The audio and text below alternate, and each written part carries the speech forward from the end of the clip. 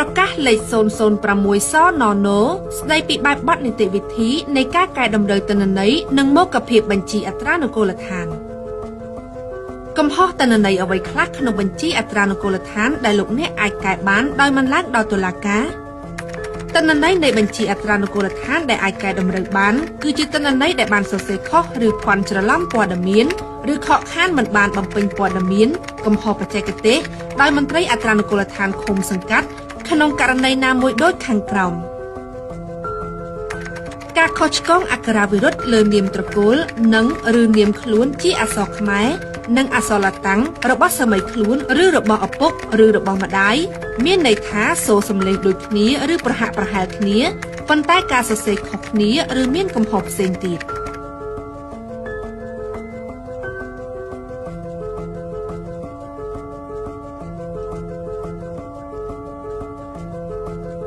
ការសរសេរខុសភេទនៅពេលចុះបញ្ជីដូចជាភេទប្រុសតែសរសេរដាក់ភេទស្រី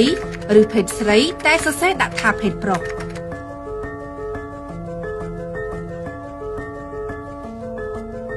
ការចុះបញ្ជីដោយភាន់ច្រឡំលើថ្ងៃខែឆ្នាំកំណើតរបស់សាមីខ្លួនឬរបស់ឪពុកឬរបស់ម្ដាយ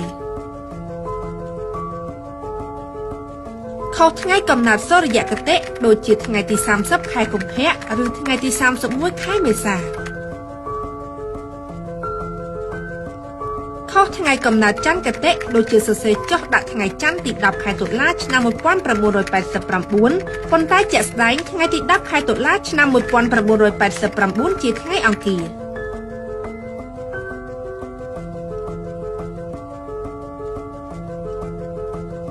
ការភាន់ច្រឡំទីតាំងភូមិសាស្ត្ររដ្ឋបាលដូចជាសរសេរដាក់ថាស្រុកអង្គរបូរីខេត្តសៀមរាបប៉ុន្តែជាក់ស្ដែងស្រុកអង្គរបូរីស្ថិតនៅក្នុងខេត្តតាកែវ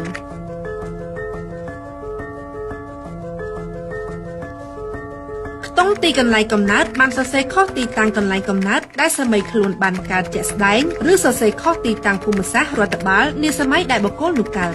ឧទាហរណ៍បញ្ជីកំណើតរបស់បុគ្គលម្នាក់បានចុះថាកើតឆ្នាំ1985នៅស្រុកមង្គលបុរីខេត្តបន្ទាយមានជ័យប៉ុន្តែក្នុងអំឡុងឆ្នាំ1985ស្រុកមង្គលបុរីស្ថិតនៅក្នុងខេត្តបាត់ដំបងពីព្រោះនៅឆ្នាំ1985មិនទាន់បង្កើតខេត្តបន្ទាយមានជ័យនៅឡើយ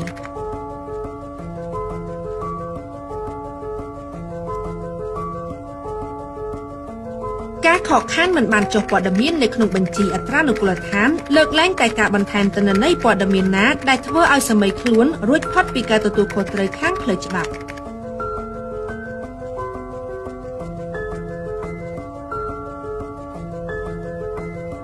កែតម្រូវទិន្នន័យនៃបញ្ជីអត្រានុកូលដ្ឋានតាមសេចក្តីសម្រេចរបស់តុលាការបន្ទាប់ពីដឹងច្បាស់នៅចំណុចអាចស្នើសុំកែតម្រូវបានដោយពុំចាំបាច់ឡើងដល់ស្ថាប័នតុលាការខាងក្រោមនេះជានីតិវិធីដោះស្រាយងាយៗដែលអ្នកក៏ត្រូវដឹងនិងអនុវត្តឲ្យបានត្រឹមត្រូវសមត្ថកិច្ចក្នុងការកែតម្រូវទិន្នន័យនិងមុខភាពបញ្ជីអត្រានុកូលដ្ឋានត្រូវបានកំណត់ដូចខាងក្រោម 1. នៅក្នុងឆ្នាំកំពុងអនុវត្តការកែតម្រូវទិន្នន័យនិងមុខភាពបញ្ជីអត្រានុកូលដ្ឋានជាសមត្ថកិច្ចរបស់មន្ត្រីអត្រានុកូលដ្ឋានឃុំសង្កាត់នៅក្នុងឆ្នាំកំពុងអនុវត្តសម្ដៅដល់ការអនុវត្តការងារអត្រានុកូលដ្ឋានគ្រប់ប្រភេទក្នុងឆ្នាំបច្ចុប្បន្នគិតពីថ្ងៃទី1ខែមករាមកទល់ថ្ងៃទី31ខែធ្នូដោយមិនទាន់ឆ្លងចូលឆ្នាំថ្មី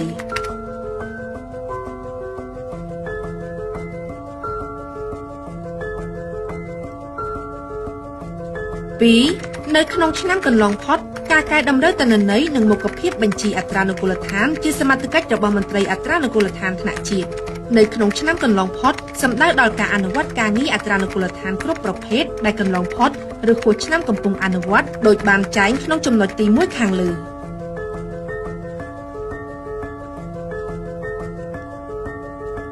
3. ការកែតម្រូវទិន្នន័យនិងមុខភាពបញ្ជីអត្រានុកូលដ្ឋានដែលមិនមែនជាសមត្ថកិច្ចរបស់មន្ត្រីអត្រានុកូលដ្ឋានថ្នាក់ជាតិដោយបានកំណត់នៅក្នុងចំណុច1អំពីទិន្នន័យដែលអាចកែតម្រូវបាននិងការមុខភាពបញ្ជីអត្រានុកូលដ្ឋានខាងលើជាសមត្ថកិច្ចរបស់តុលាការដែលមានសមត្ថកិច្ចតាមច្បាប់កំណត់